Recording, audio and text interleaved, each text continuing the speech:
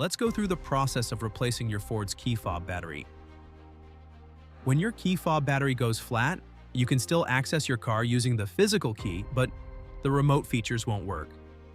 Replacing the battery is a simple process, and don't worry, you won't lose the key's programming while the battery is out. For keyless entry fobs, press the small button on the top of the key fob, pull the emergency key out. Use the key or a small screwdriver to remove the backing panel. The battery will be visible now and can be removed. Replace it with the same specification battery. Press the backing panel into place and replace the emergency key in its slot. It's that simple. If you have a fob with a key that pops out, the process is very similar. Pop out the key. Insert a small screwdriver into the hole in the key housing until the cover pops off. Replace the battery and press the backing panel into place. For fobs with a physical key, the process is even easier. Use a small screwdriver to pry apart the key fob cover, replace the battery, then press the panel back into place.